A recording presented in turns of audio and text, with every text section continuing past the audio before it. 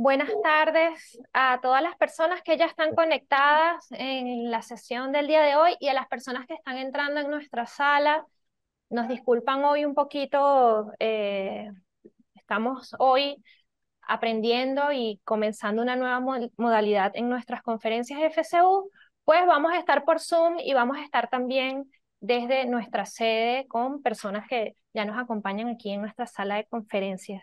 Entonces, bueno, hoy estamos como probando, estamos aquí para celebrar la séptima conferencia FCU de este año 2023, en la que tenemos como invitado a un amigo de la casa, Tomás Estraca, que va a rendirle un homenaje a Pedro Cunil Grau. Y tenemos aquí conectado también a nuestro presidente ejecutivo, Elías Pino Iturrieta, quien va a darle la bienvenida formal a Tomás.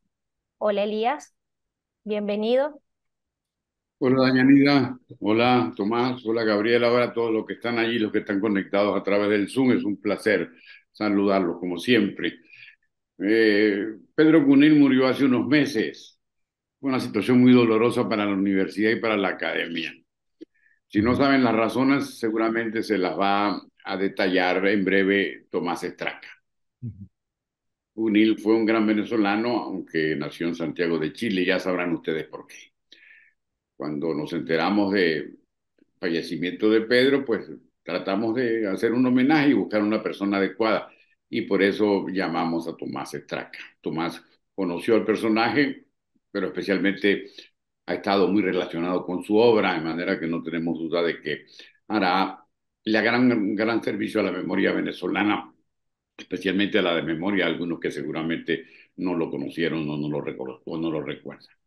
Tomás Estraca es colega historiador, profesor titular de la Universidad Católica Andrés Bello y actualmente es el director del Instituto de Investigaciones Históricas Germán González Oropesa.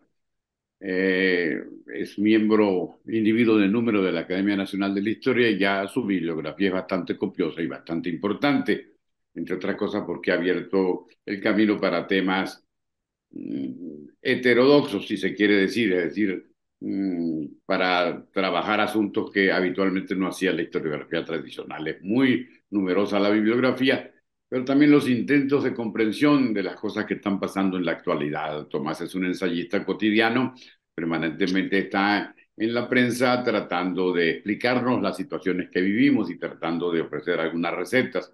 Es un intelectual muy importante, un peso pesado, y por eso quisimos que estuviera hoy con nosotros y hablara sobre la obra extraordinaria de Pedro Cunil Grau. Tomás, para la Fundación para la Cultura Urbana es un privilegio tenerte y para mí ha sido un honor esta breve presentación. Queda con ustedes el doctor Tomás Estraca. Muchas gracias, profesor Pino, por esta presentación tan generosa que me compromete tanto. Perdón, muchas gracias a la Fundación para la Cultura Urbana por la oportunidad de estar en este proyecto, en esta actividad con ella. Y bueno, parte ya de una amistad larga y por lo menos desde mi perspectiva provechosa con esta extraordinaria iniciativa para el fomento de la cultura en Venezuela. Sin duda, para mí fue una verdadera alegría y también una sorpresa cuando el profesor Pino me pidió que diera la conferencia en homenaje a Pedro Cunil Grau, porque si bien escribí algo que salió en Pro Da Vinci, y escribí y dije un par de cosas en las redes a propósito del fallecimiento de quien considero uno de las figuras, de los nombres fundamentales para entender la historia venezolana, mi mirada es sobre todo historiador, pero para entender en general a Venezuela, bueno, no soy geógrafo, como acabo de decirlo ahorita, he trabajado la obra de Pedro Cunil de muchísimas maneras, de tal manera como lo ha trabajado todo el que se interese por la historia venezolana, especialmente del siglo XIX, pero no estoy directamente metido en la geografía, aunque alguna actividad y alguna relación he tenido que ver con ella. De tal manera que la presentación que voy a compartir con ustedes y más o menos no voy a decir narrarla, con la que espero establecer una especie de diálogo hasta tanto como sea posible, o tanto como sea posible dentro del formato que estamos aquí desarrollando, y mixto, ¿no? Las personas que están conectadas y la sala que poco a poco se ha estado llenando, es sobre todo la mirada de quien quiere hacer primero un balance de la obra de Pedro Cunil, como dice el profesor Pino Iturrieta, entender por qué nos duele tanto y por qué es tan importante por qué nos duele tanto la partida y por qué es tan importante para Venezuela recordar a Pedro Cunil y mantener vigencia en su obra. O sea, recordarlo como el gran hombre, el gran venezolano que fue, es un acto de justicia completamente meritoria con base al trabajo y al legado que deja. Pero también, o tal vez lo más importante, y estoy seguro lo que más le hubiese agradado a Pedro Cunil, es que no caiga en saco roto una larguísima bibliografía, una amplísima obra que está llena de claves para que los venezolanos nos entendamos a nosotros mismos y sobre todo sepamos hacer cosas para salir adelante, tengamos herramientas para hacer cosas y salir adelante. Por otra parte, es un intento de comprender al hombre en su tiempo. Pedro Cunil Grau no solamente es el autor de todo esto que yo acabo de decir, y fue el maestro de todo esto que yo acabo de decir, también dio clase muchísimos años, es también un hombre que expresa mucho de lo mejor y de lo más importante de lo que fuimos en América Latina durante la segunda mitad del siglo XX. Entonces, es más o menos el enfoque de la obra. Tengo 45 minutos, un poco menos para hablar, creo que ya me llevé como 3 o algo así. Voy a compartir acá esta presentación y, y bueno, nada, aquí el título que le hemos puesto a la presentación es el mismo del ensayo que salió en Pro Da Vinci, que ampliado, vamos a seguir trabajando en el boletín de la academia, me tocó hacer un poco el obituario, una nota de homenaje al boletín de la academia, pero mientras la iba haciendo, yo decía, bueno, no voy a cambiar el título a Yahanaida porque ahorita ni a Gabriela porque las voy a meter en un problema, pero casi que podría llamarse para entender a Pedro Cunil Grau, para comprender a Pedro Cunil Grau. Y quise arrancar con esto porque lo primero que habla solo de Pedro Cunil, la forma en la que Pedro Cunil va a seguir hablando por la eternidad con los venezolanos y con América Latina y con la ciencia geográfica es a través de esto, esta muestra pequeña de lo mucho que escribió y de lo mucho que trabajó. Vamos a ver aquí para pasarlo, es con esta, ajá, con esta flechita. Bueno, la idea es entender una vida a la que llamo amplia y generosa, amplia por todo lo que abarcó, una vida larga también en términos biológicos, pero una vida amplia por todo lo que abarcó y generosa por la entrega de la que hizo prodigio, de la que fue pródiga a sus grandes causas que son la ciencia, y el desarrollo y la comprensión de América Latina. Es decir, esto no es una ciencia solamente por conocimiento en sí mismo o por curiosidad académica, que obviamente que los hubo y mucho, sino también que estaba puesta al servicio de su país, al servicio de sus patrias, Chile y después Venezuela. La forma en la que Pedro Cunil se convierte en el más venezolano de los chilenos y en el más chileno de los venezolanos es uno de los aspectos más interesantes porque ambas patrias, no por amar a una dejó de amar a la otra, y viceversa, se entregó entero para legarle a sus generaciones, a las generaciones futuras y a sus coetáneos, un conocimiento más sustantivo de ella. Entonces es una vida amplia y generosa. Entonces yo propongo hacer la lectura de 4 claves. La idea, proponemos 4 claves para hacer la lectura. La primera, verlo, voy a hacer con esto voy a hacer, claro, vamos a poner, ajá, perfecto. La primera, es para ubicarlo en su tiempo. Dentro de todas estas claves hay una más amplia que es la clave, digamos, historiográfica, para entender quién fue este hombre y por qué hizo lo que hizo, no solamente en función de lo que estaba dentro de él, sino de las posibilidades y de las circunstancias y los incentivos que en algunas ocasiones lo motivaron, en otras ocasiones pudieron permitir desarrollar lo que quería y en otras simplemente lo obligaron. La ecuación venezolana, Pedro Cunil Grau también nos sirve para entender a Venezuela, esa ecuación venezolana de democracia, ciencia, educación, que va a caracterizar a Venezuela desde la década de los 60 hasta la década de los 90. En él está particularmente encarnado. Pedro Cunil Grau es un hombre que hizo una obra trascendental, una obra muy importante, pero que jugó dentro de un equipo, que jugó dentro de un contexto determinado, no fue el único, él interactuó con una realidad, con una sociedad en la cual, que en la buena medida hicieron posible lo que él buscó de hacer y lo que logró hacer. Con tanta contundencia.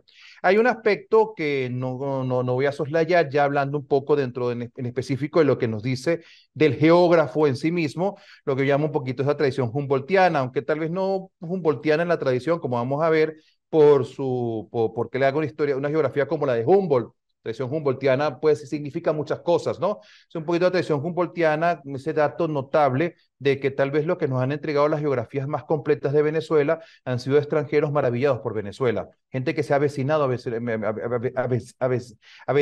en Venezuela y que fascinados por sus potencialidades y por las bellezas de sus paisajes, por la riqueza de su historia, se han dedicado en profundidad a trabajarla.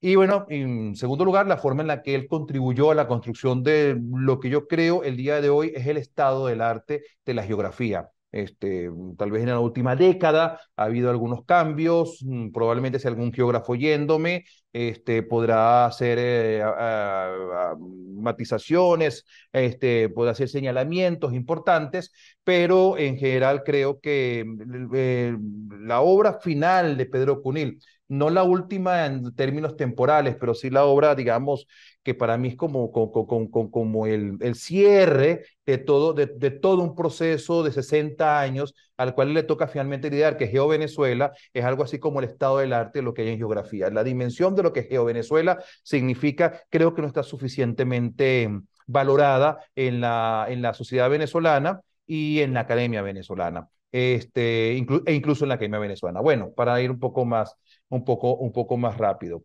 Este, lo primero que es un hombre de su tiempo. Esto es interesante.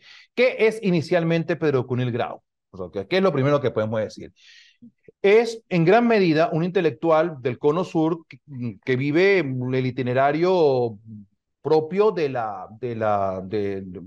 los intelectuales sacudidos por la enorme crisis que tiene el Cono Sur en la década de los 60, que en los años 70 desemboca en una segunda guerra fría allá en el Cono Sur que lleva a un conjunto de dictaduras y que va a terminar en la mayor parte de ellos en el exilio. En algunos otros terminan en la cárcel y algunos otros terminan en el paredón o en situaciones peores. El caso de Cunigrao termina en el exilio, un exilio que tiene que ver mucho en el que Venezuela va a jugar un papel importante, es un escenario importante para los exilios del Cono Sur. Ahí no se puede, hay un aspecto que tal vez para los venezolanos del día de hoy que pueda sorprender, sobre todo para los más jóvenes, es la larguísima crisis chilena. La crisis chilena, como la crisis argentina, como la crisis uruguaya, si algo se parece un poco a la que hemos vivido los venezolanos en estos últimos tal vez 40 años, y esa crisis también duró allá alrededor de unos 40 años.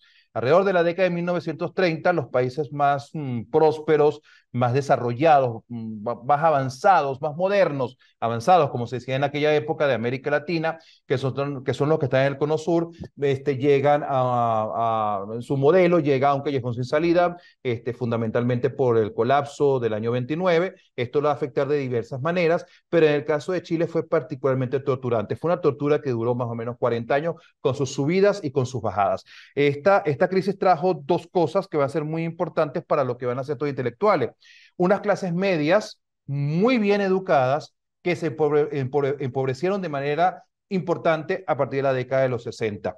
Estaba comentando ahí, buscando sobre la crisis chilena en los 60, hay que ver lo que es un país que en el año 66 tuvo 586 huelgas mayores o menores. Es decir, aquello era una situación complicada. Es un Chile muy distinto a lo que nosotros podemos de repente ver o percibir el día de hoy, concebir el día de hoy, donde los niveles de pobreza son muy altos. En fin, no voy a detener en esto. Y que trajo como consecuencia de estas clases medias una radicalización política que en Chile ya tuvo varios conatos, la República Socialista del 32, que duró poco, el gobierno del Frente Popular que va a tener tanta influencia en Venezuela en el 36 y el 41, la creación del MIR Chile, pero sobre todo en el triunfo de Salvador Allende. Es decir, hay una radicalización hacia la izquierda, socialdemócrata, pero inclusive un poco más a la izquierda con la Revolución Cubana, y una radicalización hacia la derecha. Cuando la posibilidad de que el Cono Sur se convirtiese, se fuese hacia el comunismo o hacia algo que se parecía demasiado al comunismo para los Estados Unidos de aquella época, o deviniera en una especie de guerra civil, como el caso argentino, que eran todos los días disparos, atentados, bombazos, hizo que aquella famosa frase de Nixon, ¿no? De Kissinger, ¿no? Que no de Nixon, aquella famosa frase de Pinochet, haga lo que tenga que hacer. Entonces eso se tradujo en un conjunto de golpes de Estado. Golpes de Estado que establecieron dictaduras militares de derecha, unas más exitosas que otras, y que su bandera fue poner orden y evitar el comunismo.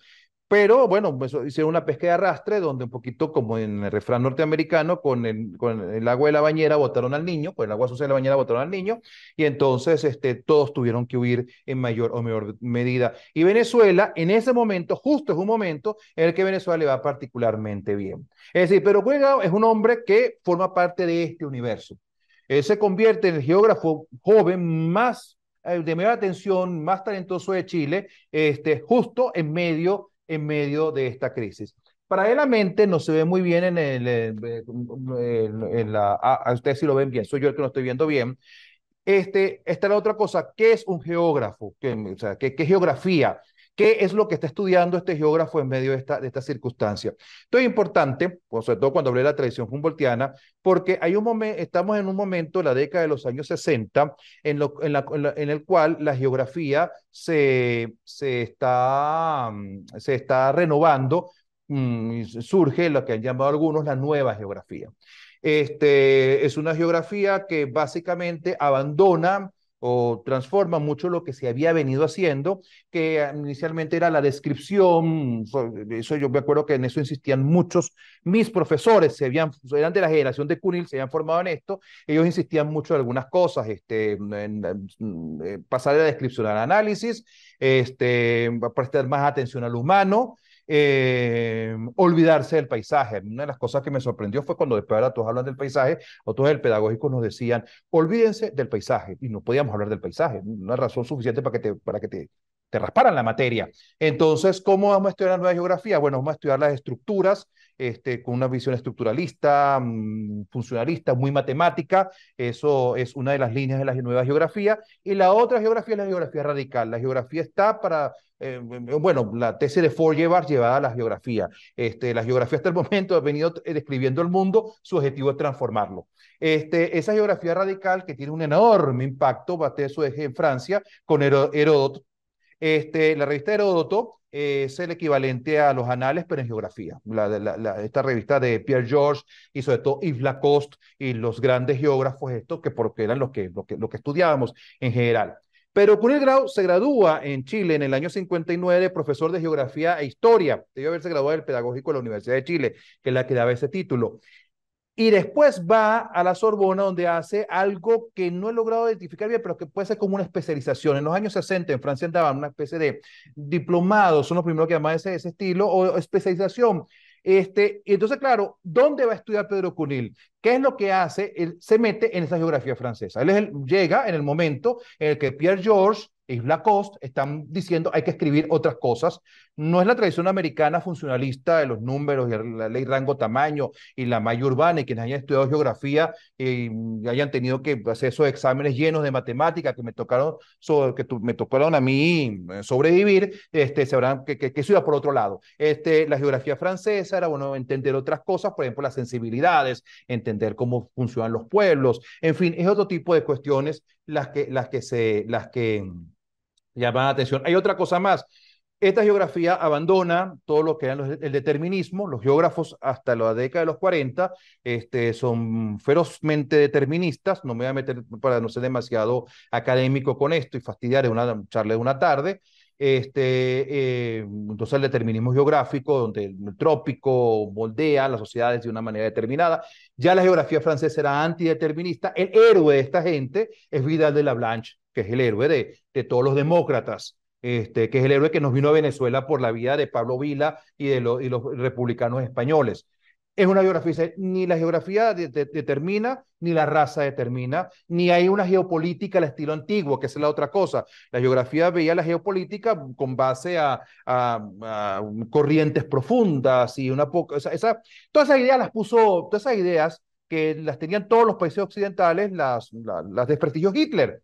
La idea del Lebensraum es una idea que más o menos la manejaban todos en aquel momento. Entonces esa vieja geopolítica cambia a nueva geografía y ese es el mundo que estudia Cuny Grau y eso es lo que él va a hacer en Chile y en Venezuela en buena medida. No es que él es una réplica de lo francés, pero en buena medida va a hacer esto.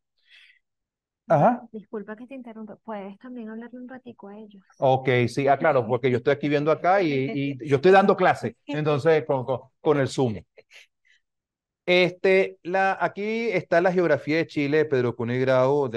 Este libro se va a convertir en un manual muy importante en los años 70 en Chile. Este libro aparece en el año 70. Es un libro de bachillerato, pero un libro dio mucho de qué hablar. Da la casualidad de que conseguí bastante más discusiones en la prensa, digitalizadas, que en un repositorio que tiene, no sé exactamente por qué vía, la Universidad de Chile. Pero Cuny Grau regresa a principios de los años 60 a Chile y comienza a sonar muy rápidamente. Entra a trabajar en el Departamento de Geografía de la Universidad de Chile y probablemente combinaría esto, sospecho yo, con clases en bachillerato. No lo he encontrado, pero parecía ser la ruta obvia. De su relación en Francia, en el año 66, yo me imagino que esto, si no fue su tesis, debió hacer algo que le pidieron sus profesores allá en la Sorbona. Es su trabajo, La América Andina, que la traduce en el año 80. Le soy sincero, cuando yo escribí la primera versión del texto, yo vi que en el año 80, estando en Venezuela, él publica La América Andina y yo dije, qué raro que le dio tiempo para investigar esto. No, este es un libro que publica inicialmente en francés en el año 66 dentro de una colección de unas geografías generales. El tomo de La América Andina le toca a Pedro Cuny Grau, lo cual ya lo pone en el mapa. Sus estudios de la América Andina son estudios que lo van a marcar mucho. Me acuerdo una vez estando en Mérida en un congreso, él con una emoción casi de niño nos comentó, estábamos cenando, que él había ido para el páramo y vio los vestigios de un viejo molino de tierra, de harina, donde el caballo pasaba con caballo. Entonces se emocionó mucho porque dice, esto es increíble que llegué a Mérida porque cuando yo hice mi trabajo en la América Andina, yo lo vi en Perú, lo vi en Ecuador. Entonces nos dio una cátedra, no es que se extendió, se explayó en eso, pero sí lo emocionó mucho y ahí yo creo que fue la primera vez que yo me enteré de todo su interés por el mundo andino, aunque el libro, por supuesto, me sonaba. El año 70, Cuny Grau, que tiene 35 años, ese momento de la vida en el cual ya tú vas dejando de ser muchacho y la idea profesional comienza a despegar. En el caso, él despega muy rápidamente. Primero, hace esta geografía de Chile que llama muchísimo la atención, que se discute mucho, y segundo, entra al departamento, es nombrado jefe del Departamento de Geografía de la Universidad de Chile. También es convocado para algunos trabajos para algunas exploraciones. En particular, hay una exploración importante de la Antártida, o sea, era un poquito, bueno, vamos a ver cómo el viaje a la Antártida, y este trabajo, ese viaje, esa exploración, es algo que él recordó bastante, y fíjense ustedes cómo la geografía de Chile tiene como portada, aunque esto puede ser una decisión del editor, ¿no? Y del diseñador, tiene como portada un glaciar, ¿no? Bueno, en esto está Pedro Cunil. Profesionalmente le va bien, es un geógrafo que está a la vanguardia, no solamente lo que está pasando en Francia, sino que escribe dentro de la geografía universal que están haciendo los geógrafos franceses. Llega a Chile, se le presta mucha atención, pero es un país que está en una crisis cada vez más profunda. Ya el nivel de los problemas institucionales y los niveles los problemas económicos y sociales eran muy grandes, pero esto ya había desembocado hacia los niveles institucionales. No era Pedro Cunil un hombre, estaba a la izquierda, por supuesto, como todos los intelectuales en aquella época, pero ni en su obra ni políticamente era un hombre que está en el sector, en lo más radical. Es decir, si uno ve las páginas de Heródoto, No, el trabajo de Pedro Cunil no es tan así como Heródoto, que eso era militante, bueno, tan militante como podía serlo. Al final, lo que es la revista de los geógrafos del Mayo francés.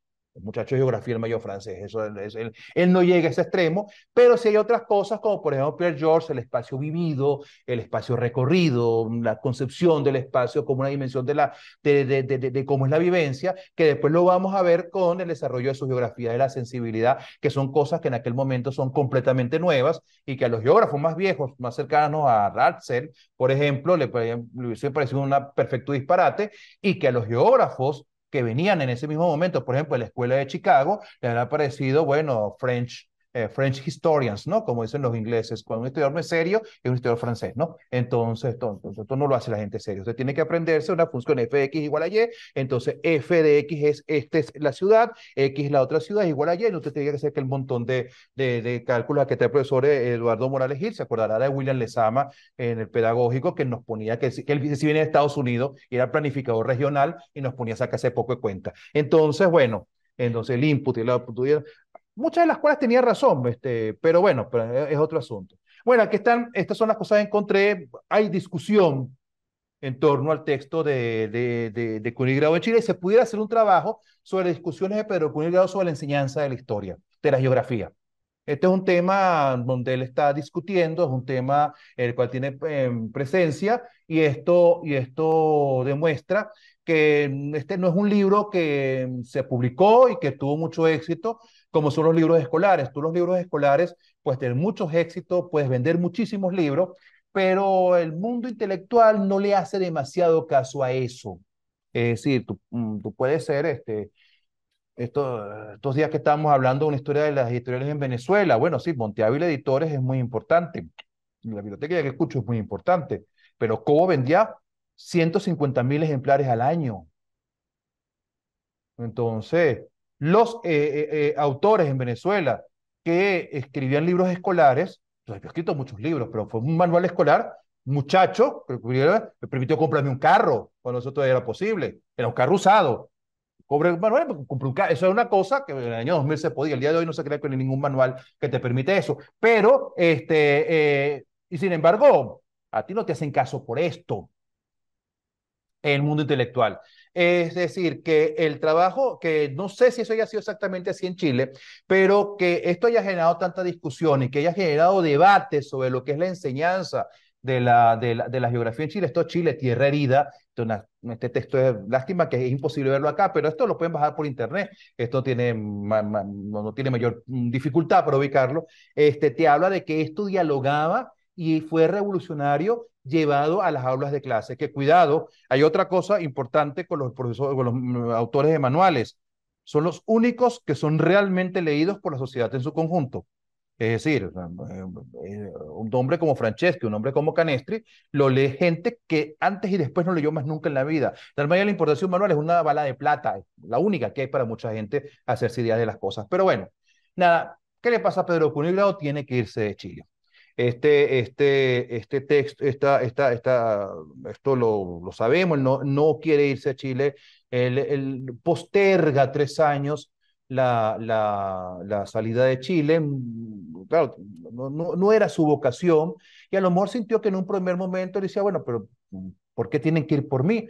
Pero al final van por todos, ¿no? Esa es la primera. Entonces, y más o menos el cuento, estos días lo he rememorado, ¿no? Cuando al final el rector de la universidad le dice, palabras más, palabras menos, yo no puedo hacer más nada por usted. Usted decide qué va a hacer. Pues piensa, usted tiene hijos, usted tiene esposa, y yo podría entender, por ejemplo, que usted se vaya del país. Le dijo así más o menos, que no era una forma, no lo estaba votando, pero bueno, tiene que ver para dónde va. Si viene Venezuela, ya vamos a ver un poquito de esto. ¿A qué Venezuela viene Pedro Cuyo? Una Venezuela que deslumbra, una Venezuela que sorprende. Estos días, Venezuela que parece el anti-Chile. Así como los venezolanos que se van para Chile, les parece la anti-Venezuela, entonces eso parece el anti-Chile. O sea, Chile tenía 40 años. Hay un dato notabilísimo en Chile. La gente que nació en la generación de la generación de Pedro Cuyo en los años 30 era en promedio 10 centímetros más pequeño que sus padres. lo que nos está pasando hoy, que ya lo estamos viendo en la Católica. Los alumnos de primer semestre de la Católica son en promedio bastantes centímetros menos de lo que eran hace 5 años. Y esos son muchachos que están bien comidos, pero ustedes saben que eso no, que cuando genéticamente baja de tamaño, sube de tamaño, eso empuja o ala indistintamente lo que sea. No hay informe de esto, pero es verdad, no es la Católica, la UCB lo vi ayer. Muchachos que son cada vez más bajitos.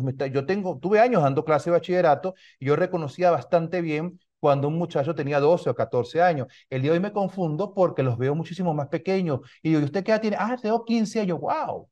Entonces, entonces, claro, así era como un país en el que parecía que todo iba de maravilla, que todo iba avanzando, era un país que era puro futuro y esa sensación se repite una y otra vez. Un país que era país seguro. Ayer tuve la oportunidad, antier, de hablar con uno de los últimos 2 sobrevivientes del holocausto que hay en Venezuela. Y él me dijo una frase que me decía mi papá, que yo leí mucho de aquella generación. Venezuela me nos parecía un paraíso. Esa frase la decía mucho, este era un paraíso, sobre todo para un judío. O sea, llegaba a Venezuela, nadie le preguntaba si era o no era judío, era un museo más y ya está. Entonces, aquello era una cosa que lo va a deslumbrar. Esto que está aquí no es lo que deslumbra a Pedro Cunil inicialmente, no, seguramente sí, le llama la atención y dirá, Dios mío, la Avenida Libertad es una cosa que todavía el de hoy sorprende a mucha gente, o que el Concord venga a Caracas, o que eso va a venir después, o el petróleo, o puse abajo el Hospital Pérez Carreño, que esto nos parece como algo normal, pero que no era exactamente algo tan normal. El hospital más grande y más moderno de América Latina, o de Sudamérica, no sé si de América Latina, para aquel momento. A mediados de los 70, entonces, Venezuela está en esto, y para alguien que es un académico, hay algunas cosas extraordinarias. Lo primero es una universidad autónoma con un altísimo presupuesto, también es interesante. No solo que tienes libertad, sino que te van a pagar muy bien. Entonces, estuvimos hablando estos días que Lorena, que está aquí, estuvo hablando del profesor Pablo Vila. Cuando a Pablo Vila lo contrata en el año 46 para que ya trabajara pedagógico, le pagan no sé cuánto. Yo hice la conversión a cuánto era eso en dólares y después lo metí en un inflation calculator y equivalía a $10,000 mensuales el día de hoy. Que es lo que paga una universidad de la Ivy League para ese rango. Sí, o sea, es una maravilla. Y encima, o sea, y encima me pagan bien, ¿no? Entonces, y lo segundo es un clima de libertad de expresión. Porque a lo mejor tú puedes ir el día de hoy, qué sé yo, China, está pagándole muy bien a algunos profesores para que vayan allí. Bueno, yo no sé, no voy a meterme con China ni mucho menos, pero, pero a lo mejor las conclusiones están un poco más acotadas. Esto va a favorecer mucho la llegada de muchos de los académicos. Y sobre todo porque un esfuerzo, como eso se lo oí una vez a Simón Alberto Consalvi, nosotros teníamos por norma que a los exiliados chilenos y argentinos buscarle trabajos que sean más o menos equivalentes al trabajo que ya tenían en sus países. Si a los exiliados, buscar la manera en Europa, en algunos países como Austria, son países con mucha plata, cuando usted es empleado, el trabajo que te busca el gobierno es un trabajo que es más o menos similar al sueldo que tuviste antes, no te pones a hacer otra cosa, ¿no? Entonces, bueno, salvo que no haya alguna, de tal manera que usted es doctor, no lo van a poner a limpiar, le van a buscar una vuelta, ¿no? Entonces había un esfuerzo de esto, y además, era una ganga también para Venezuela en el buen sentido de la palabra. Tienes de repente un montón de cerebros que van a alimentar a un sistema educativo que está en expansión y puedes traerte a un tipo como Pedro Cunil Grau, para que dé clase en la escuela de geografía. O sea, hay que ver, o sea, la razón cuando se aceptó la exiliados no era esa, era una razón moral, una razón política, en una democracia que está administrada por gente que ha estado exiliada y que no siempre le había pasado tan bien. Los cuentos del exilio, mientras más los conozco, los del exilio del año 50, son cuentos de gente pasando hambre. Fallecido Canache Mata, una vez me contaba, bueno, la esposa de Ciso Martínez hacía una olla de sopa el domingo y comíamos todos los exiliados de Caracas y por fin comíamos así un pedacito de pollo. Entonces, eso en Ciudad de México. Entonces, claro, él tiene vocación de recibir gente. Pero si además esta gente que recibes son unas personas que los puedes poner a desarrollar cosas importantes, ahí vas a tener una ganancia completa. Y la geografía era algo en lo cual el Estado venezolano estaba muy interesado. ¿Por qué? Desde la década de los años 30, Venezuela quiere controlar su territorio, y voy a ir avanzando un poco más rápido, quiere controlar su territorio, quiere emplear sus recursos para el desarrollo. O sea, primero un control territorial, después controlar el territorio, o sea, o emplear esos recursos en función del desarrollo. Para eso necesitas geografía, necesitas información geográfica, saber qué es lo que hay. En la geografía se va a comenzar a considerar algo estratégico. Hay ya una relación con Chile, con la geografía chilena, aunque Pedro Curín no viene directamente por esa vía, porque el primer geógrafo moderno que se viene contratado en la misión chilena para el pedagógico, que es Humberto Fuenzalida, que ustedes ven allí. Importantísimo geógrafo chileno. Es decir, que en la relación de Venezuela con su geografía tuvo a dos de los mejores geógrafos chilenos en momentos distintos. Humberto Fuenzalida no está exiliado, él vino contratado por 2 años entre la misión chilena y vino fundamentalmente porque era amiguísimo de Picón Salas, un hombre muy cercano a Picón Salas. Entonces, pero se viene para acá y monta una geografía como una geografía moderna. La geografía en Venezuela estaba muy atrasada. Seguía guiándose en gran medida, aunque no lo crean, 100 años después, por Codazzi y por Humboldt. Entonces, esa era una tradición humboldtiana. Había que modernizar. Entonces, los geógrafos venezolanos, había así, Jones Parra, hizo una geografía más o menos, Pedro Arnal hizo un atlas de Venezuela. Este personaje fantástico, Ramiro Nava, con sus ideas de esas utopías que estaba soñando. O sea, Ramiro Nava fue el hombre que propuso volar Tacagua, traer el mar hasta Catia y hacer de Venezuela, de Caracas, un puerto. Entonces, un hombre capaz de decir aquellas cosas. Bueno, pero él para sostenerse hizo una geografía de bachillerato. Pero claro, no es que me voy a meter yo con Ramiro Navas, ¿no? Pero bueno, no es Humberto Fuenzalida quien hace lo que puede en el pedagógico, tampoco pues, están formando un curso de geografía. Entonces el Estado comenzó a promover, por ejemplo, expediciones.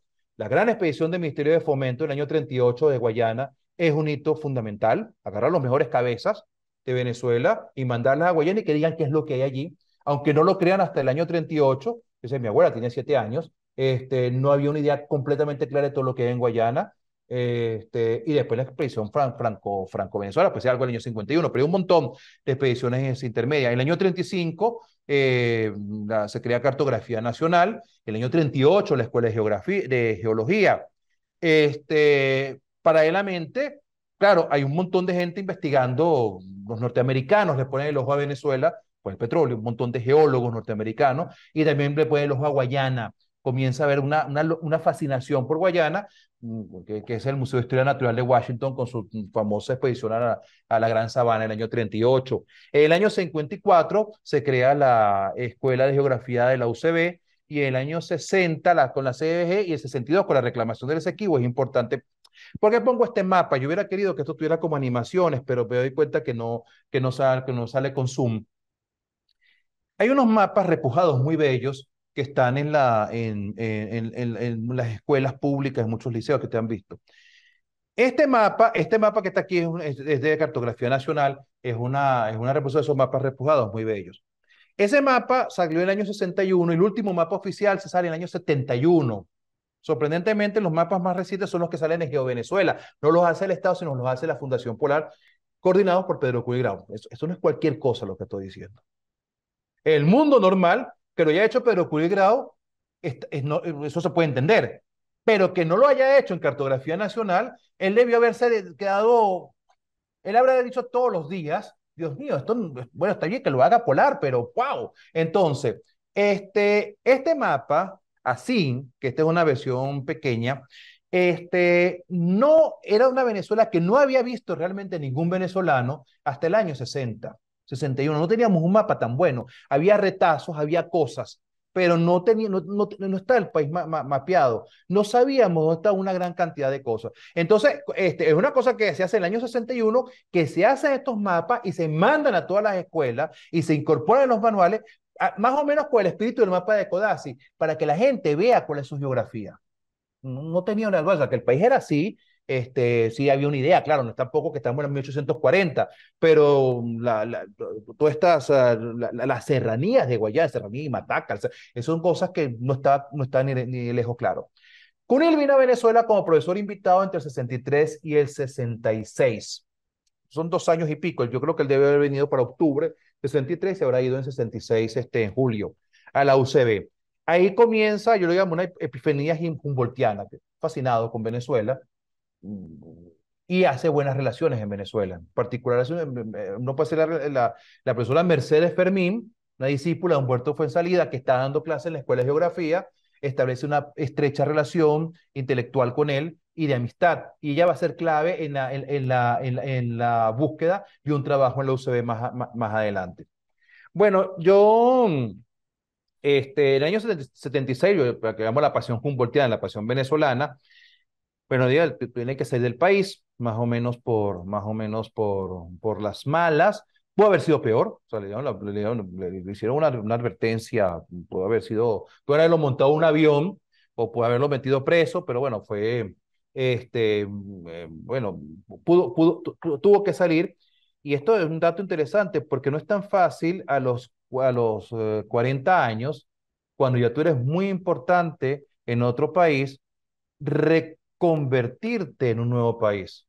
Eso no está, sobre todo en la geografía del país. Porque él pudo haber llegado a la UCB y haberse convertido en el gran maestro de la geografía de América, la geografía andina.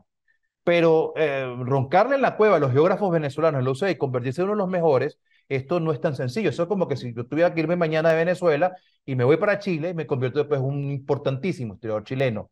Eso hasta incluso el celo, hasta algunos celos pudiera generar. Esto no es tan sencillo.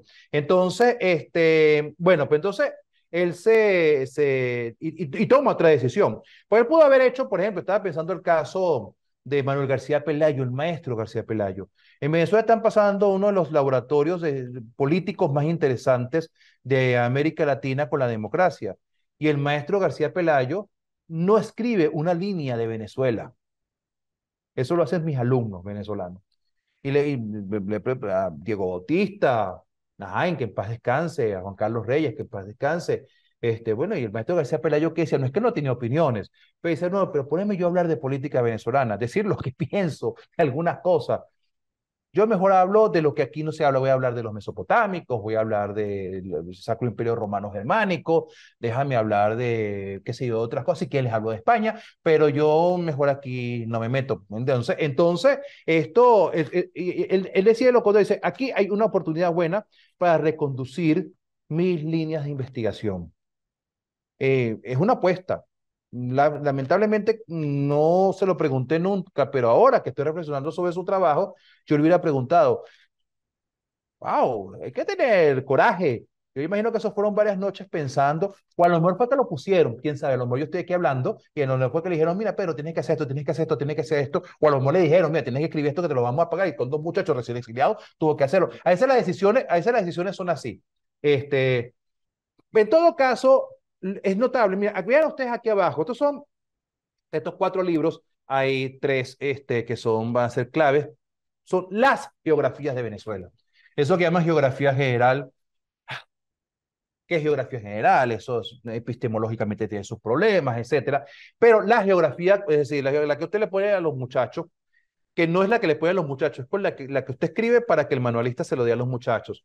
El resumen de la geografía de Codazzi, italiano.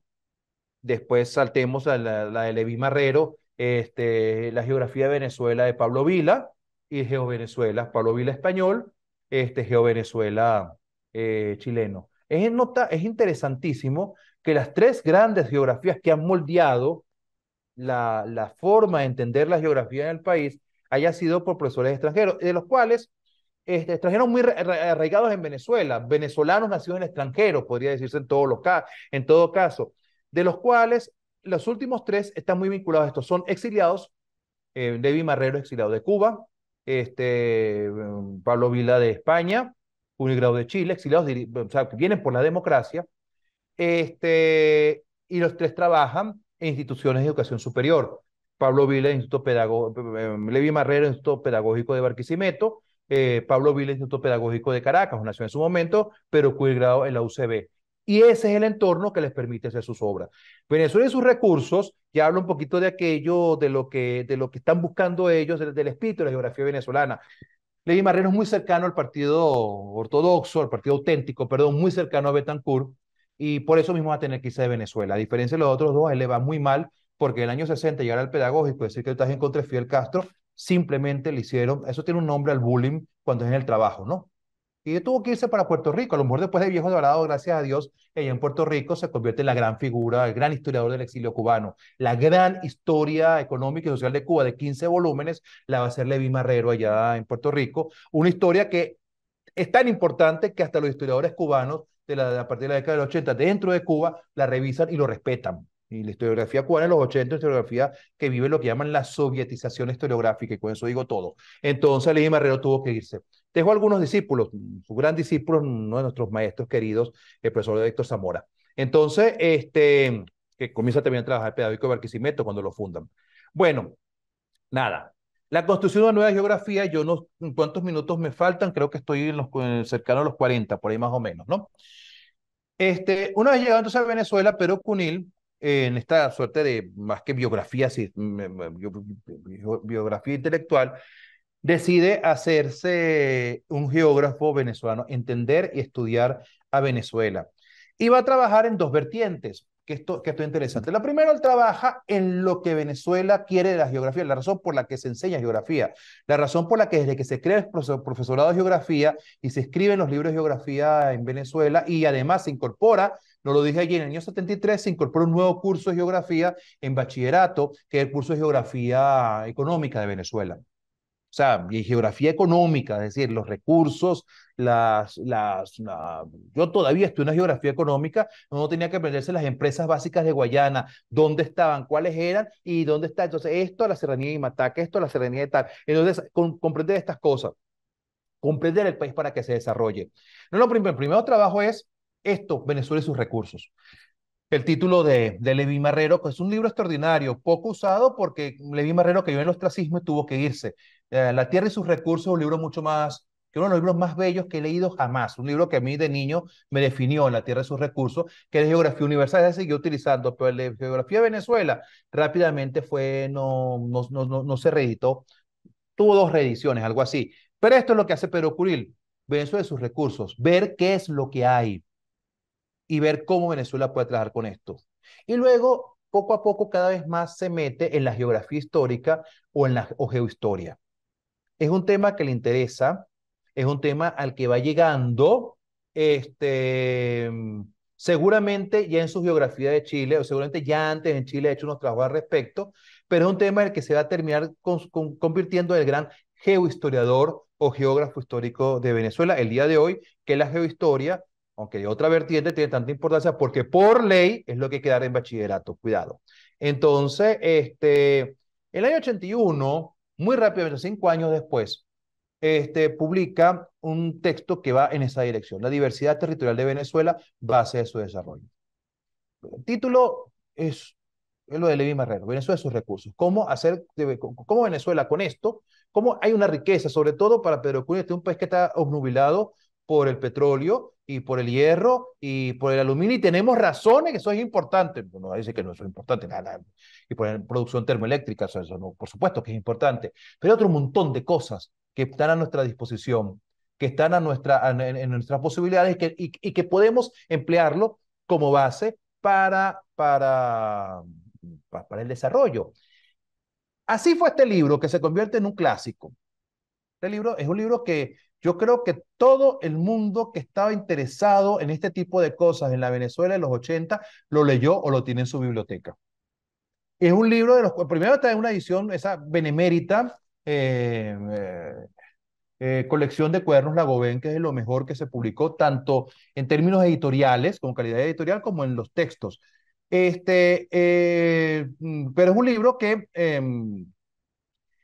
se va a editar varias veces, no todos los cuadernos Lagobén se editan tanto. Pero aquí hay algo interesante que conseguir a alguien que sea, porque es que ya está una cosa que todos los que están aquí vinculados están muertos, porque Ramón Escobar Salón me lo podía haber dicho, que era uno de los editores en aquel momento. Entonces, bueno, para eso es lo que nos pasa a los historiadores, ¿no? El asunto es hablar con los muertos y preguntarles, entonces, en términos generales, entonces, tú puedes hacer historia con los vivos, pero eso también tiene sus asegúnes.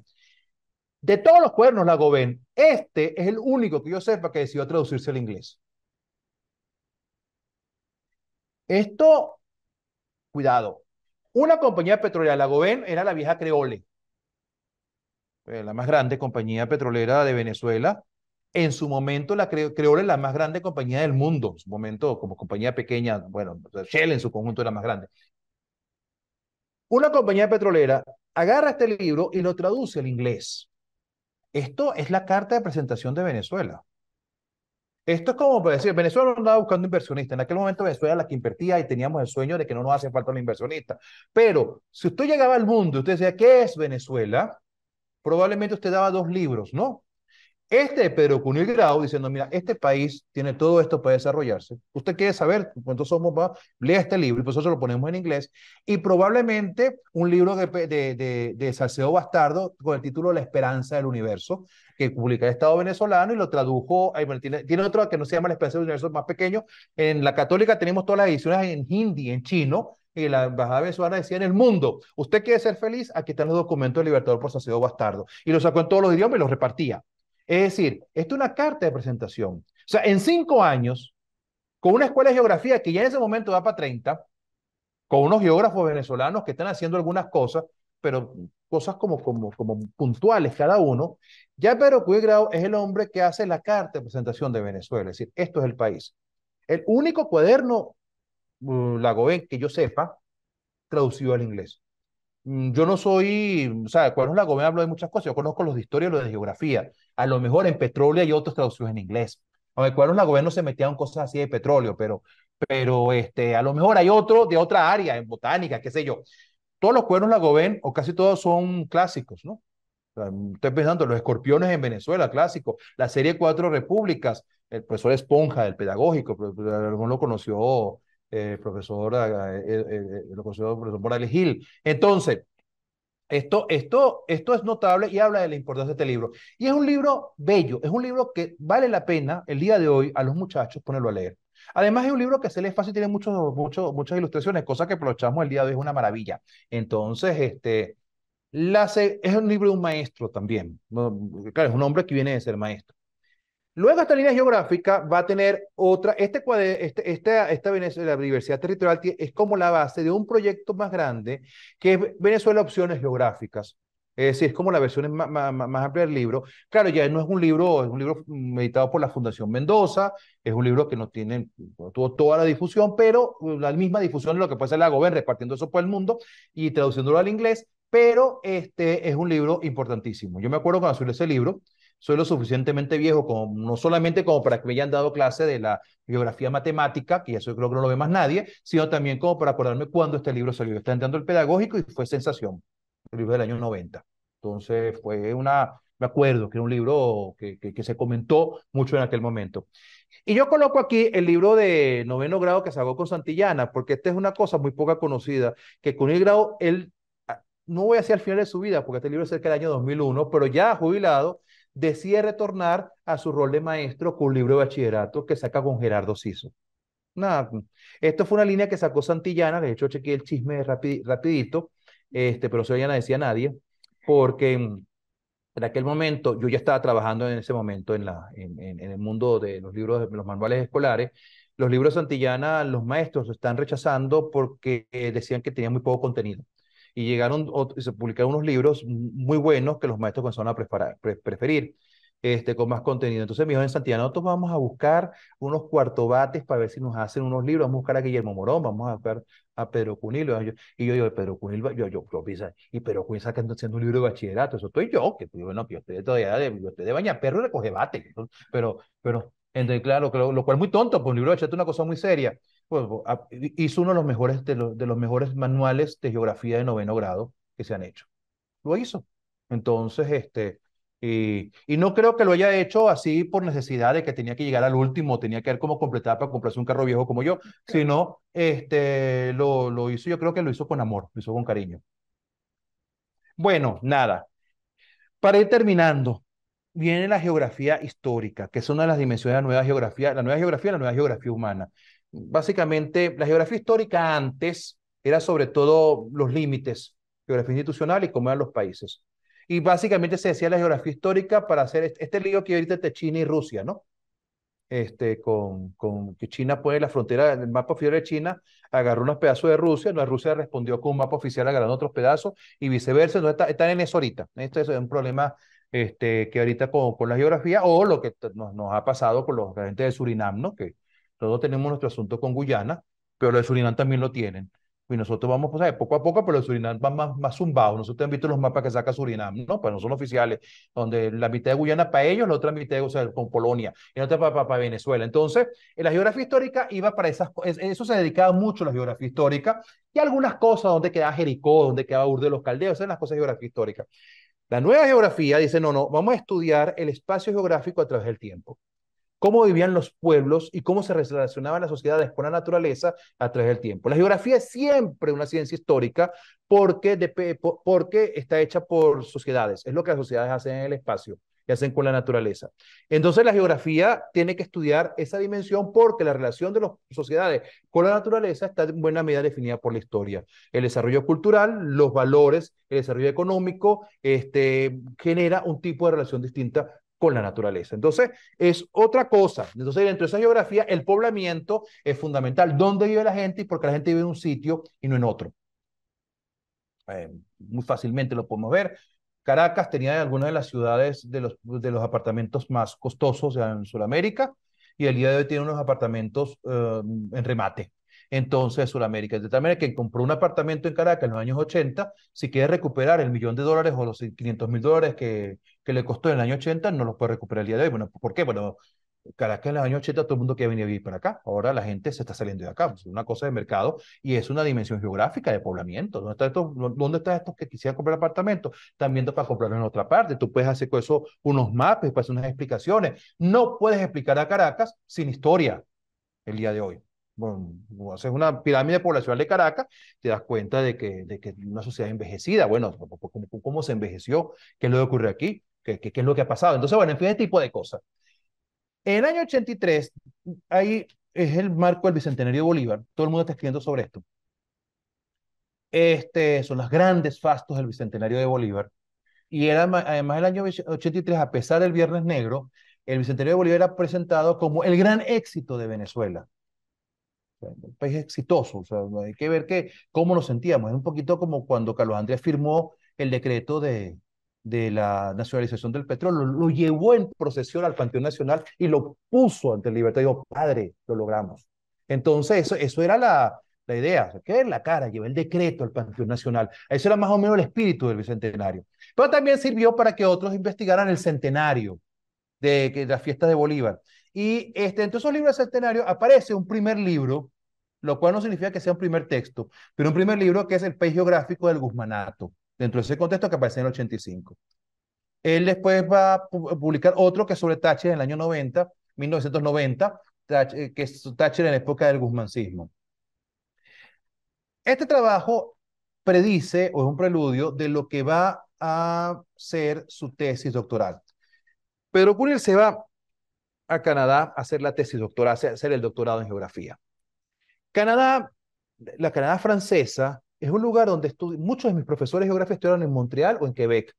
Había una escuela en los años 80 muy importante de geografía allá en Canadá. De tal manera que era como los geógrafos, yo tendría que preguntarle, pero era como una cosa común. El lugar para hacer la tesis era en Canadá, o había una relación con Venezuela, con Canadá, o no sé en específico qué era.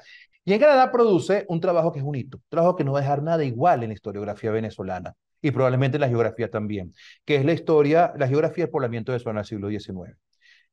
Es un trabajo que marca un antes y un después. Pocos historiadores hacen algo así como esto. Un trabajo como cuando Arcila dijo, Economía colonial de Venezuela. ¡Bum! Eso podrá gustarte o no gustar, podrás decir lo que quieras de Arcila. Pero ese trabajo es un milestone, ¿no? Es una cosa que marca un hito. Qué sé yo, algún otro trabajo, que está Elías Pino que nos está oyendo, me echarle incienso. La mentalidad venezolana de la emancipación. Marca un hito. O sea, tú puedes decir, la gente podrá gustarle o no gustarle, podrá encontrarle. Ok, pero es que la gente no había pensado en eso antes, o por lo menos no había pensado de esa manera. Este trabajo tiene ese espíritu, pero además lo tienen 3 volúmenes llenos de información. O sea, aquí es cuando comenzamos a ver geohistoria, en todas las dimensiones. Ese trabajo empezó en el año 87. En el año 86 otra corriente geohistórica, mucho más marxista, mucho más de lo que llama la geografía radical, también francesa, que es de Ramón Tobar, que es la que se impuso el día de hoy en los manuales escolares, no, en los programas, no en los manuales ni en las escuelas, pero sí en los programas. Entonces, este trabajo es un hito fundamental. Quien quiera entender el siglo XIX venezolano tiene que revisar esto. A lo mejor no se va a leer el trabajo completo. Bueno, me imagino que Lorena lo habrá leído completo. Ella sí es capaz de sentarse en una piscina y leer este trabajo completo. Pero, bueno, son 3 volúmenes. Pero quien investiga el siglo XIX venezolano tiene que meterse con ese trabajo. Voy a terminar, eh, aunque Diajanaida no está diciendo, Diajanira, perdón, no está diciendo, no me está haciendo ninguna señal, pero bueno. En el 2004, Pero Grau entra a la Academia Nacional de la Historia. Fíjense, ya la comunidad de los historiadores ya lo ve, mira, esto es tan importante. Y lo que hizo entre el 87 y el 2004 es tan importante para comprender el devenir venezolano, que es un individuo de número de la Academia Nacional de la Historia. Su discurso de incorporación ya habla de otra cosa. Fíjense ustedes, ese matrimonio entre geografía y sociedad, biodiversidad y recursos naturales venezolanos para la sensibilidad euroamericana, sus paisajes geohistóricos, aquí puse siglo XXV, no es que está yendo el futuro y siendo retro, sino eso es siglo XVI al siglo XIX. Bueno, termino con esto. Ya vemos la geosensibilidad, la geografía de las sensibilidades. Es algo en lo que anda la geografía humana en los últimos años, una vuelta al paisajismo, a lo que siente la gente, a lo que ve la gente.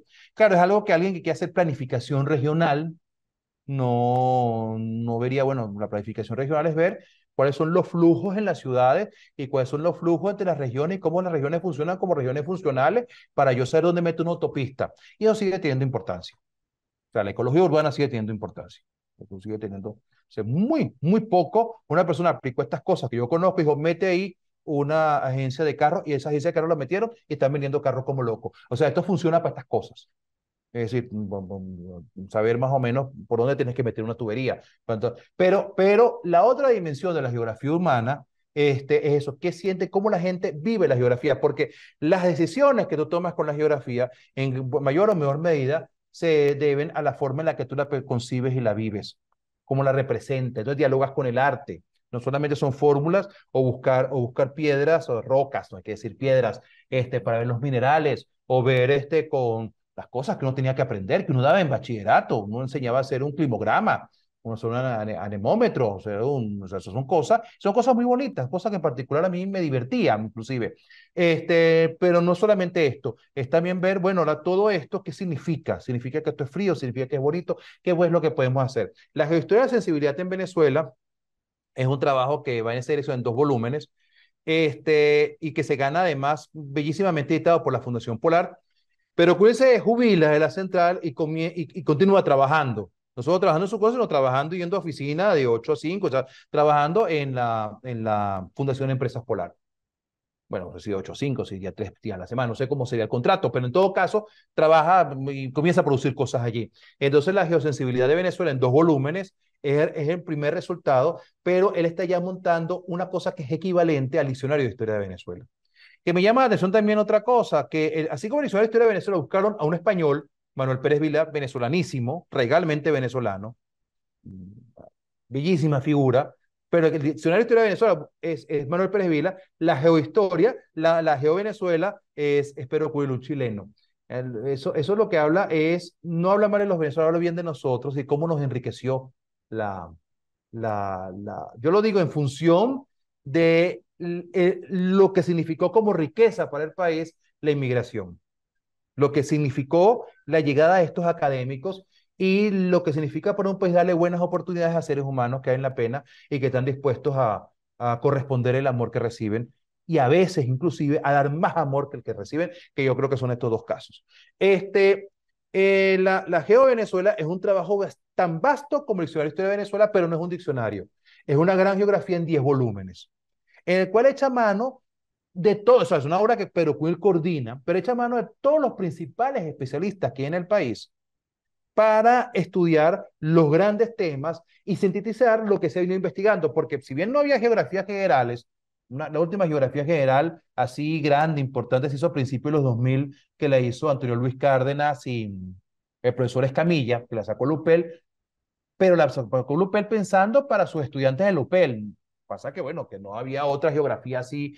Yo no estaban diciendo, esto es un manual, pero ellos trataron de recoger lo que había, hasta donde era posible. Son tres, el Antonio Luis Cárdenas, el profesor Escamilla, wow, y ahí el tercero se me escapa, que hizo esta geografía. Pero hay una multitud de trabajos de demografía, de trabajos de todo, hay un mundo de las relaciones con las ciencias que se relacionan con la geografía, la botánica, la climatología, la geología. Hay una enorme cantidad de trabajo. Basta leer los cuadernos Lagobén para darse cuenta en los años 80 todo lo que se ha hecho. Estoy pensando en los trabajos del profesor Zink, por ejemplo, trabajos sobre los valles y los trabajos de geología del profesor Zink, trabajos bellísimos. Entonces, bueno, recoger todo eso en un todo orgánico es lo que se hace en Geo Venezuela con 10 volúmenes, pero no solamente son estos 10 volúmenes, sino que al mismo tiempo, yo cuando estaba viendo, yo lo que tenía, yo decidí donarlos a la Católica, me da dolor de haberlo donado esta cajita. Entonces, los volúmenes me los quedé, pero no, porque yo dije, bueno, estos mapas son importantes, son buenos, pero yo creo que tienen más sentido en una biblioteca donde pueden usar los muchachos.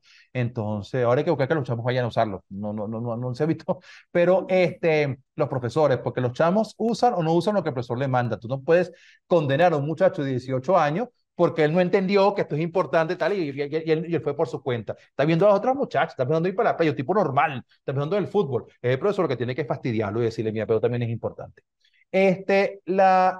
Esto viene acompañado por esta cajita, que es una colección de mapas. Aquí yo tengo 38 mapas, que llama el apéndice cartográfico.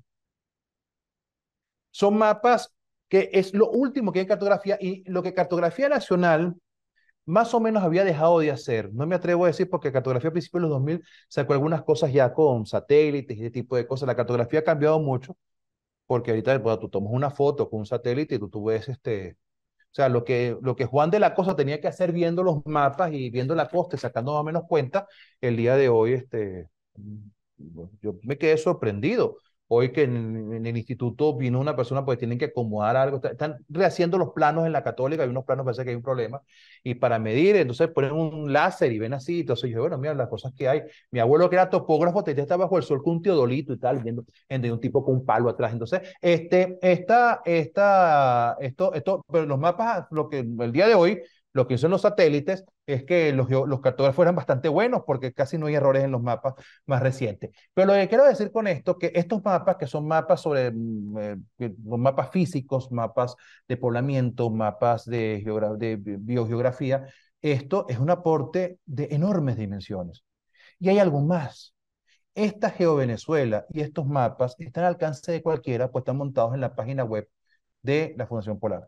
Es decir, que una maestra que quiere emplear esto, o sea, hay que verlo, pues bueno, una vida amplia y generosa. Claro, esta generosidad no solamente con el grado, también generosidad de la fundación, pero que quiere emplear esto, simplemente puede decirle a sus muchachos, y eso sí a los muchachos les puede llamar la atención, vayan y bajen tal cosa y lean tal otra parte. Los artículos de la GeoVenezuela son para universitarios o chamos ya de cuarto o quinto año. Esos son artículos como tienen que ser, científicos. Pero estos mapas son una maravilla y es un aporte de enormes proporciones. O sea, ese es el estado del arte de la geografía. Y un hombre que está pendiente de estas cosas. Termino porque los últimos trabajos de Pedro Cunil son trabajos en los que reflexiona sobre la ciencia geográfica. La historia de la geografía en Venezuela, que se sacó en el 2009, es un libro muy bonito, donde con muchas imágenes. El libro está diseñado, tal vez le quedó un poquito porque geografía de la geosensibilidad, la historia de la sensibilidad en Venezuela se gana en Leipzig el premio al libro más bello del mundo del 2007, un libro hecho por Álvaro Sotillo. Entonces tal vez queda como el espíritu, eso te pone un estándar.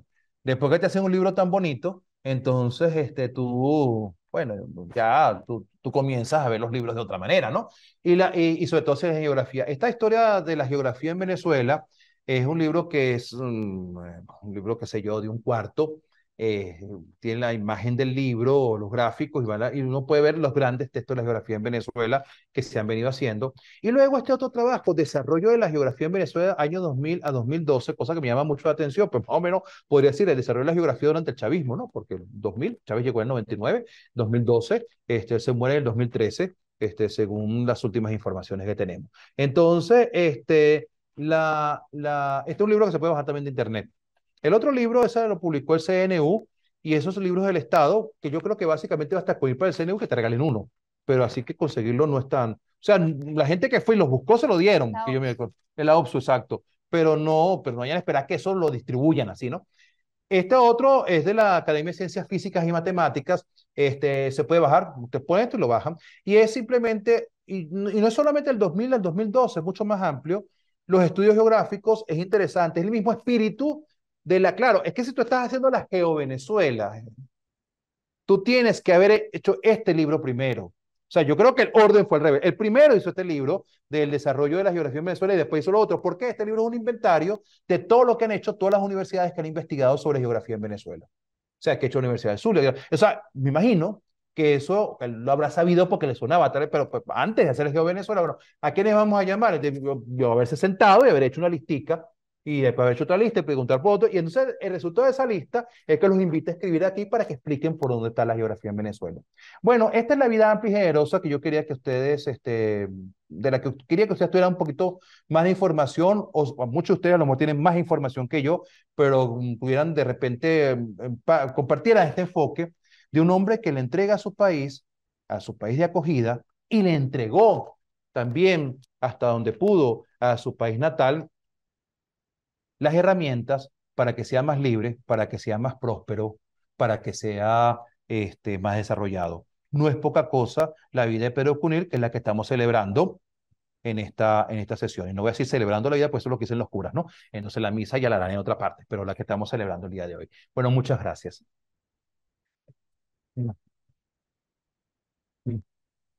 Gracias, Ah, Tomás, por este bellísimo recorrido y homenaje a Pedro Cunil Grau. Eh, Debo disculpar, Elías. Elías está en Europa, ya para él es tarde ujú. y se O desconectó. sea que no yo al piropo. No, yo No, el en piropo, vano, hubiera escogido se lo cualquier tiene otro. que repetir, Exactamente. repetir. Si alguien de los presentes acá le quiere hacer un comentario o una pregunta a Tomás, siéntanse en su casa, están en su casa.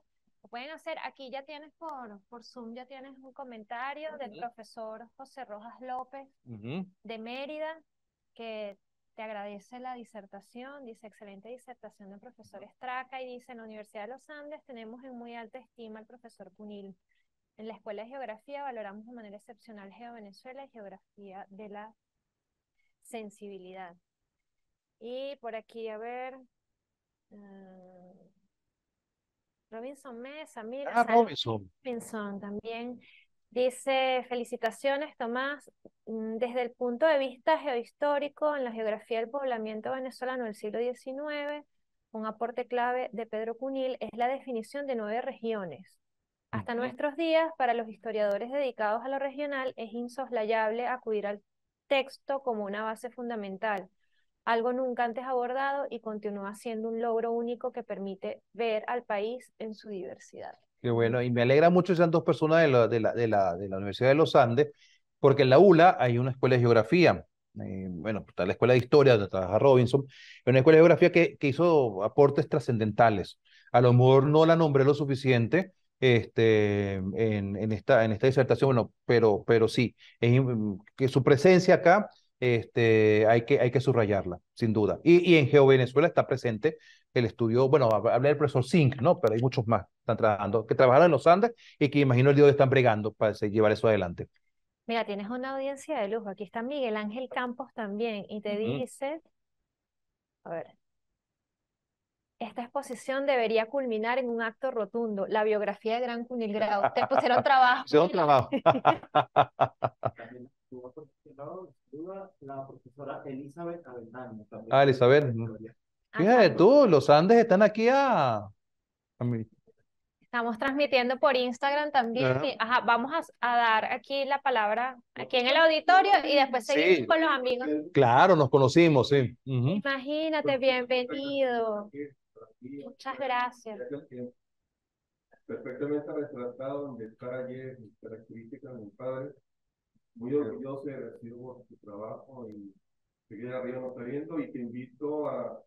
Hay un tesoro a la casa de ellos, de su legado, de su obra, de Bueno, investigación de su manuscrito. Invitaremos con mi hermano a la casa de ellos por para que favor, nos ayude también un poco a investigar y a canalizar toda también esta obra y claro. ponerla al servicio de todos sus alumnos de este país que amó, se quedó, y sus hijos, su esposa recientemente fallecida, Sí. los queremos y tenemos una vida aquí en este país. Te lo agradezco en nombre de la familia y profundamente emocionado. Para mí fue un viaje al tiempo. Ujú. Desde ese año 75, cuando mi padre, viniendo al liceo, nos reúne y nos dice: es tiempo de irnos acá. A mis compañeros mis profesores, colegas, los están desapareciendo.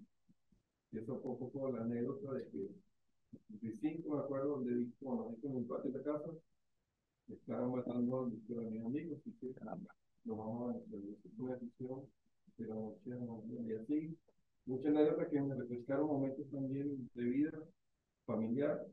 Mi padre también tenía un tema también, dentro de ese tema de la sensibilidad, de lo culinario, de las situaciones.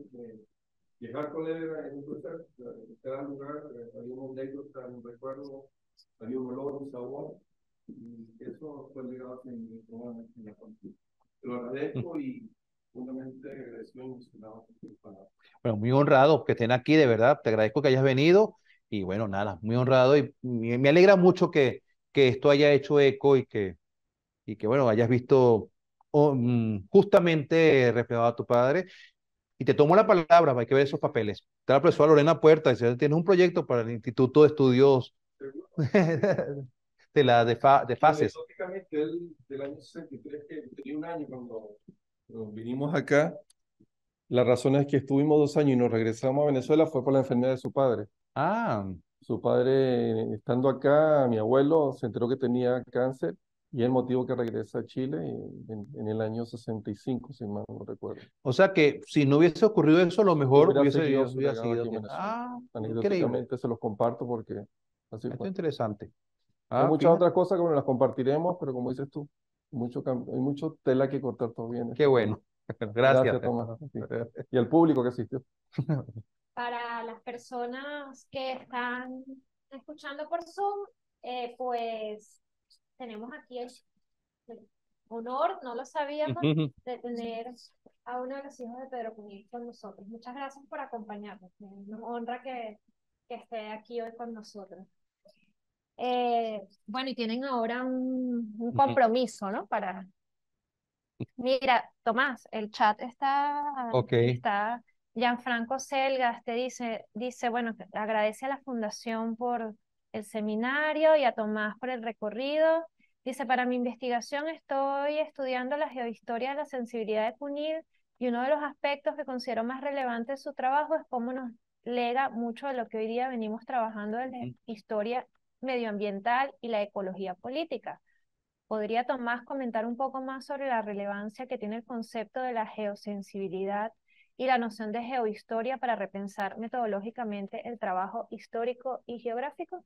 Sí, yo te voy a pedir que me vayas leyendo porque yo acabo de abrir acá y entonces estoy Sí, un sí, poco no perdido. te preocupes. Entonces, dice que la importancia de la geosensibilidad para, me repites por favor, que está Sí. aquí, está enrollado con esto, no La estoy como, pregunta es, ¿podrías comentar un poco más sobre la relevancia que tiene el concepto de la geosensibilidad y la noción de geohistoria para repensar metodológicamente el trabajo histórico y geográfico? por supuesto, son dos de las líneas más importantes en la investigación histórica y en la investigación geográfica, hasta incluso, tal vez estoy siendo exagerando, pero tal vez hasta incluso más en lo histórico que en lo geográfico, que abarca muchas otras cosas. Geógrafos que también tienen geografía física, entonces yo no sé cómo dialogarán con esto, que probablemente sí lo hagan, simplemente no sé, no estoy diciendo, pero en historia sin ninguna duda. Lo geohistórico nos revela, nos tiene que hacer, nos hace entender la importancia del espacio, de los recursos naturales, pero también de lo que el hombre crea, la sociedad crea en la relación con esos recursos para entender a para entender a las sociedades y para entender sus decisiones. Es decir, el sustrato espacial, el sustrato natural y lo que hace el hombre con la relación que establezca con ese sustrato define en gran medida su vida. Voy a poner un caso emblemático. O sea, le decía estos días a un historiador colombiano que estaba en Venezuela. Él decía una cosa que he oído varias veces en Colombia, que y él me explicó por qué, porque hay geógrafos colombianos de la década de los 50 que decían esto. Ellos consideraban que la cordillera de la costa forma parte de la cordillera de los Andes, ¿no? Y yo solo lo oí una vez en Bogotá, pero no dije nada, pero me la voz, la voz un señor que está yendo, obviamente. Pero después me lo dice en la calle, ¿de dónde tú sacas esto? Porque la cordillera de la costa se acaba, más o menos, pues ya, aquí está Lorena, mira, en Niquitao, ¿no? Más o menos, entonces, y de Niquitao después vuelve a surgir más adelante, ahora no sé, la teta de Niquitao, se acaba la cordillera de la costa, la cordillera de los Andes, y luego retoma la cordillera, sale la cordillera de la costa un poco más adelante, y yo decía, bueno, no, esto que está aquí no son los Andes, nosotros estamos en una isla del Caribe, esto es una del círculo de islas que arrancan más o menos en Barquisimeto, sigue todo esto, sigue por Trinidad y después sigue hasta las Villas Menores. Ahí es donde estamos nosotros. Y entonces lo que pasa es que esto no es una isla bueno, porque el mar epicontinental llanero, como lo llaman, se sedimentó. Entonces los llanos tienen mar y el lago de Maracaibo desapareció el mar. Y pues no tenemos tanto petróleo, le dije yo. Esa es la explicación por la que estamos llenos de petróleo. Porque si entiende los mares de esta isla dejaron del barro y llegó el petróleo, y pues el petróleo en Venezuela está en La Guaira. Entonces, eso es un dato trascendental para entender a Venezuela. Claro, ahora, la otra dimensión del asunto es qué hacemos con el petróleo. O sea, ya ahí entonces es donde está lo espacial. Entonces, tomar eso en cuenta es fundamental en mayor o en menor medida. Tal vez no meterse en una cuestión así, geológica, una explicación, el Eoceno y qué sé yo, pero sí para entender el sustrato y la relación con el espacio. Entonces, sí es fundamental. Ahora, la geosensibilidad es interesante porque explica esa relación que establecemos con el sustrato natural. Es una relación importante porque en estos tiempos que tenemos tantos retos en lo ecológico o la relación sobre lo que es necesario cuidar o no cuidar. Esa geosensibilidad es importante. El venezolano hasta la década de 1940, tal vez antes, veía su geografía como una maldición de Canaima, porque es una geografía que no podemos controlar, que no podemos asir. En esos, los llanos, las selvas, Dios mío, ¿cómo podemos hacer nosotros para controlar aquello? Hay una relación entre ver la geografía como una maldición a ver la geografía como una posibilidad, porque claro, a nadie se le ocurría que las playas podían ser una cosa, o esas playas en particular, o algo para el estilo. En una decisión, por ejemplo, como eliminar el bosque de Turén para convertirlo en llanura, es una decisión que el día de hoy dejaría a todo el mundo boquiabierto. O sea, eso es lo que simplemente decir, vamos a eliminar una selva, una de las grandes selvas, para sembrar allí ajonjolí, a pesar de que el día de hoy, por la guerra de Ucrania, está entrando plata en portuguesa bastante, por lo que tengo entendido. O sea, que el negocio, cuando lo pensaron, como que iba por buen camino, pero el día de hoy, yo creo que eso no nos convencía. Decirme, señores, que Putin va a invadir Ucrania y el girasol se va a acabar. Entonces, el girasol de portuguesa va a valer oro. Ustedes no se han dado cuenta de nuevo que está de moda y para portugués tomarse fotos en las cosas de girasol, ¿verdad? Entonces, bueno, pero eso era un bosque, o sea, eso no podía haber convencido, pero en 1940 parecía perfectamente disecar Puerto Cabello y volver a acabar Puerto Cabello y lo que eran las islas de Puerto Cabello, hacer de Puerto Cabello un pequeño Tenochtitlan, Ciudad de México, y disecar todo esto y unir las islas con la ciudad y hacer un Puerto Cabello grande, eso sería completamente lógico en 1950. Pero el día de hoy, si nos hubiesen dicho acabar con todos esos manglares de Puerto Cabello, nos sorprendería. Es una relación, la gente de Puerto Cabello, menos mal que se acabaron esos manglares, llenos de mosquitos y malolientes y tal, y qué sé yo, y podemos poner una carretera. Entonces, es una relación. Entonces, la geosensibilidad es importante para entender las decisiones, porque en gran medida la historia es comprender por qué los humanos, de todas las cosas posibles, hicimos una cosa y no otra. Yajaira Freites también está Ajá. conectada y te pregunta que dónde está disponible la historia del poblamiento venezolano en el siglo XIX. Bueno, en el Instituto de Investigación Histórica de la Católica está, y en la biblioteca de la UCAP está. Yo creo que está en todas las bibliotecas, yo primero en la central debe estar, en la Biblioteca Nacional debe estar. Ese era un libro, miren, cuando ese libro salió, la cosa es lo siguiente, yo no lo hice, no sé por qué no lo hice, pero yo me acuerdo perfectamente, tú ibas y le mandabas una carta a la Presidencia de la República, que fue la que lo publicó. Y tú decías, claro, no es que decía cual que tú decías, yo soy Tomás Estraca, soy estudiante del Pedagógico de Caracas de Ciencias Sociales, o soy profesor de bachillerato, ponías tu carnet y el gobierno te mandaba el libro. Entonces, eso hay muchos libros, esto fue publicado, es decir, ahora que digo esto, es el mismo espíritu de GeoVenezuela, ¿no? Claro, no lo podían guindar, ¿no? Pero entonces estaba, yo me acuerdo una vez en las ferias del libro, estaba en la edición de la Presidencia de la República, y había una persona que anotaba, y tú hacías cola, y decía el profesor Lorena Puertas, ay, ella es que yo soy profesor de la UCB y tal, entonces Ediciones de la Presidencia le daba, no, nunca vi que lo daban de entrega, tú escribías una carta y te lo mandaban, y sé de gente que no lo mandaban, tú ibas a Miraflores después de buscar, vaya tal día y lo retirabas. Entonces, está en muchas partes, pero en la Católica puedes revisarlo por poner un caso donde estoy seguro que está. Creo que Lorena, la profesora Lorena Puerta quiere decir algo. Para que te escuchen por Zoom también. Gracias. Antes que nada, aplaudo a esta iniciativa que para hablar de un gran geohistoriador hayan nombrado a otro, a otro de los grandes que es Tomás Estraca, que representa perfectamente la importancia de la geografía histórica en Venezuela. Y creo que lo que nos legó Pedro Cunil Grau es precisamente dos cosas, generosidad y disciplina. Generosidad porque incluso a pesar de haberse jubilado de la Universidad Central de Venezuela, siempre estuvo muy pendiente de lo que pasaba con su cátedra de Geografía Histórica en la Escuela de Historia.